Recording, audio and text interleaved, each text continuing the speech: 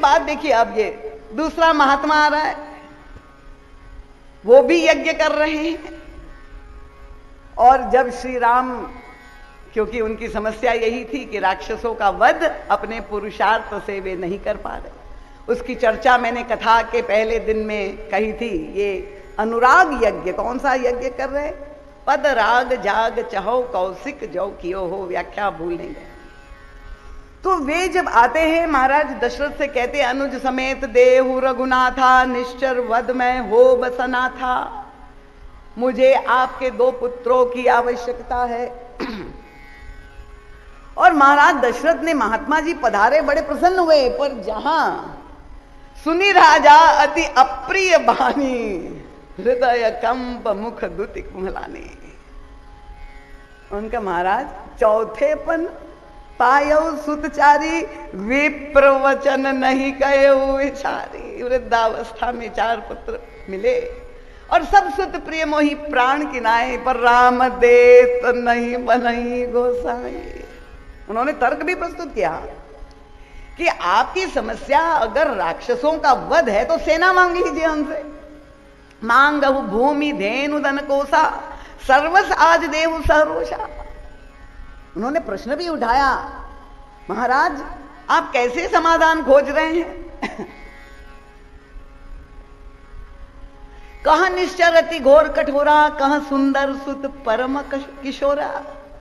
कहां वो कठोर राक्षस और कहां मेरे सुकुमार जो है ये राजकुमार। क्या वो दुष्ट आतताइयों का समाधान मेरे सुकुमार बालक दे पाएंगे? अब विश्वामित्र जी महात्मा तो बड़े विलक्षण, कथा तो हम लोग देखते, अड़ गए। उनका देहु भूप मन हर्षित, मैं मांगने आया हूं और लेकर के ही जाऊंगा, ये समझ लो। और क्या कहोगे? उन्होंने कहा, देहु भूप मन हर्षित, तजहु मोह अज्ञान। अगर तुम नहीं दे रहे हो तो ये तुम्हारी अज्ञानता है, ये तुम्हारा पुत्र मोह बोल रहा है अगर तुम नहीं दे रहे हो। और फिर धीरे से कहा, देहु भूप मन हर्षित तजहु मोह अज्ञान, धर्म सुयश प्रभु इन कह तुम कह अति कल्याण। धर्म सुयश प्रभु तुम कह इन कह अति कल्याण। अगर आप अपने पुत्रों का दान देंगे, धर्म का पालन करेंगे, आपको कीर्ति मिलेगी, यश फैलेगा, उनका भी कल्याण होगा। सब उपदेश देने के बाद भी जब महाराज दशरथ प्रस्तुत नहीं होते हैं, तब गुरु वशिष्ठ की भूमिका फिर सामने आती है।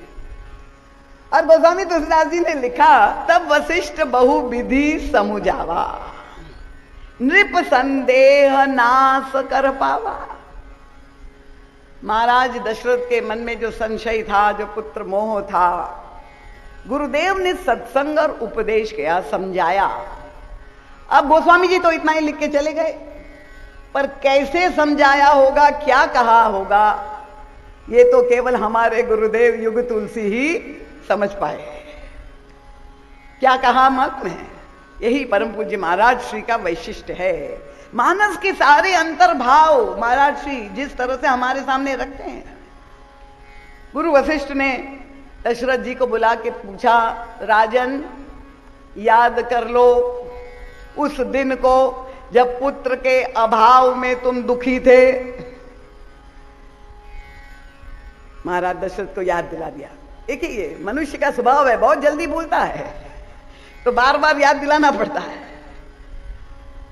तुम्हें पुत्र नहीं थे? जी महाराज। कैसे मिले? गुरु वशिष्ठ ने पूछा। दशरथ जी ने कहा, महाराज यज्ञ के द्वारा पुत्रों की प्राप्ति हुई, आपने यज्ञ करवाया।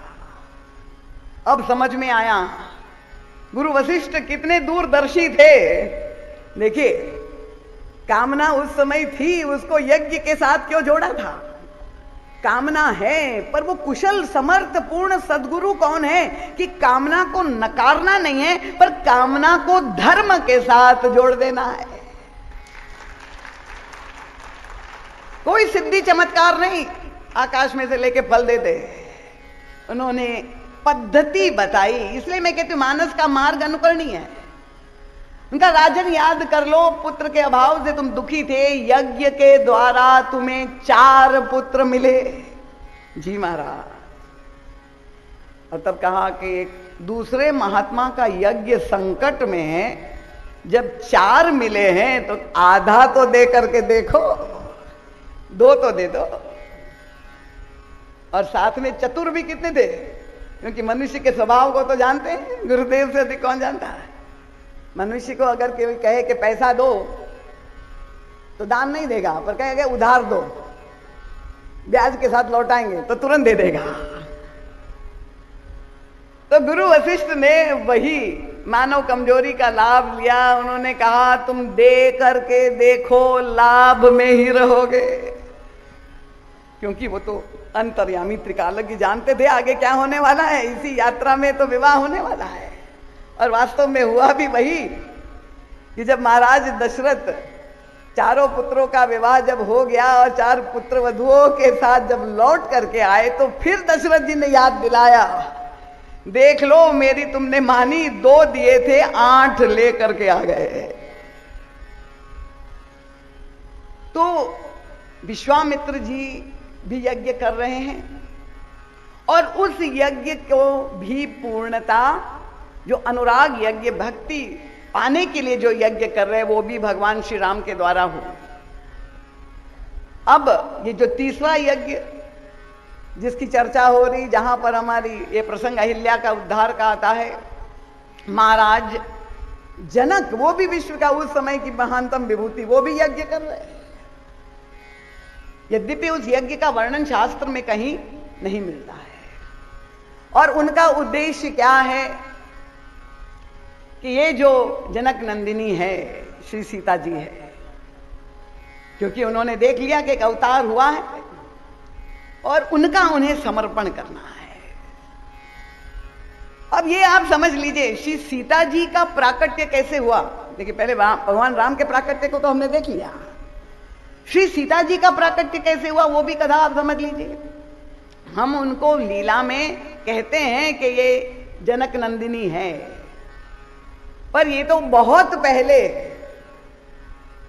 कहां पर वर्णन आता है, जब मनुष्य जाति के आदि पुरुष चक्रवर्ती सम्राट महाराज मनु का वर्णन बालकांड में आता है कि वे जब उनके भी जीवन में धर्म का पूर्ण रूप दिखाई देता है, किसी भी प्रकार का अभाव नहीं है, पर महाराज मनु भी, क्योंकि वो स्मृतिकार है, जब वृद्धावस्था में एक बार विचार कर रहे थे कि मेरी क्या उपलब्धि है।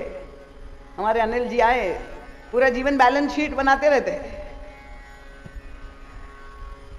महाराज मनु ने भी अपने जीवन का बैलेंस शीट उस समय सोचा, पूरा जीवन निकल गया, क्या मैंने पाया, profit and loss account balance कर लूं, क्या खोया क्या पाया वृद्धावस्था में। और तब यही अनुभव किया, पहली बार दुख हुआ महाराज मनु। क्या होई न विषय विराग, भवन बसत भा चौथपन। वो भी चतुर्थ अवस्था में पहुंचे, आत्मनिरीक्षण किया, क्या मैंने पाया।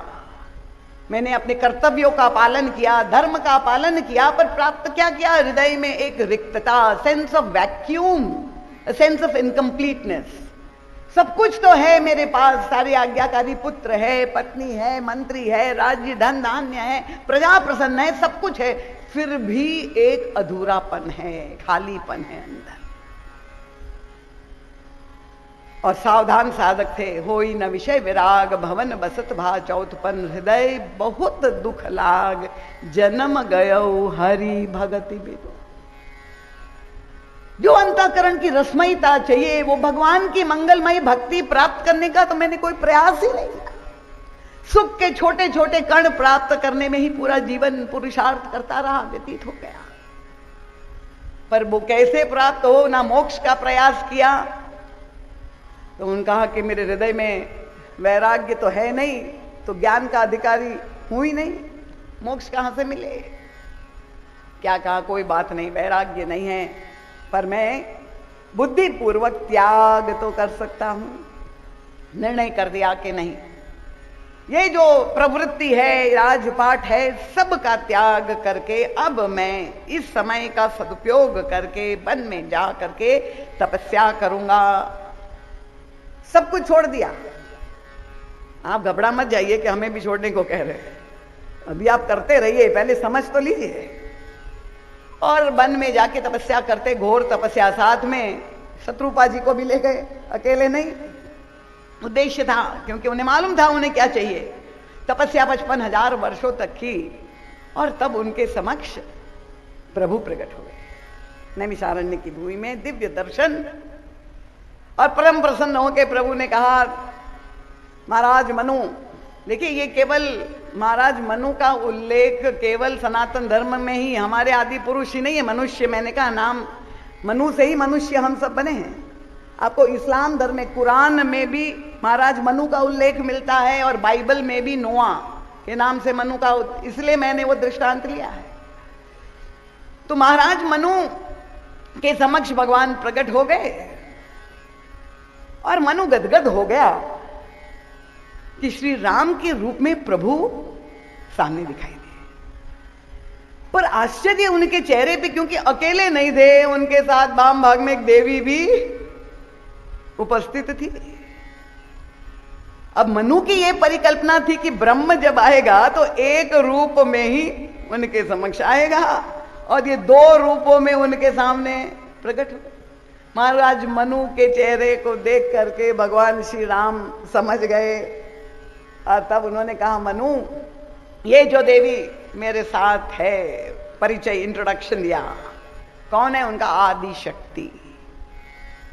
जे ही जग उपजाया, ये संसार की निर्मात्री है। आप लोग समझ रहे हैं कि ईश्वर ने संसार बनाया, वो सही नहीं है। ये संसार का सृजन करने वाली ये शक्ति है, आदि शक्ति, यही निर्माण करती है। सृजन उसी के द्वारा होता है, आदि शक्ति है। परिचय दे दिया। अच्छा, यही तो खोज आज के वैज्ञानिक सब कर ही रहे कि संसार कैसे, कब उसका निर्माण हुआ। तो अगर ये निर्माण करने वाली है तो किस वस्तु से संसार को बनाया? पंचभूत से ये संसार बना हुआ है, तो किस कौन वस्तु कहां से आई? प्रश्न आता है ना, कैसे बनाया? अगर एक कुम्हार है, उसको घड़ा बनाना है तो उसके लिए मिट्टी चाहिए, पानी चाहिए, चाक चाहिए, और तब वो जा करके घड़ा बनाएगा। तो अगर ये संसार की निर्मात्री है तो ये किस वस्तु से उन्होंने सृष्टि को बनाया? तो प्रभु को एक तीसरा शब्द का प्रयोग करना पड़ा वहां पर परिचय में। हम लोगों का ध्यान नहीं जाता। उनका सो अवतरी मोरी यह माया, ये मेरी माया शक्ति है। ये माया शब्द का अर्थ, वो तो विद्वानों ने इतनी व्याख्या की है, उसका तो कोई अंत नहीं है। पर उसका बहुत सरल सा दृष्टांत माया को समझे, क्योंकि संस्कृत में माया जो नहीं है उसको माया कहते हैं।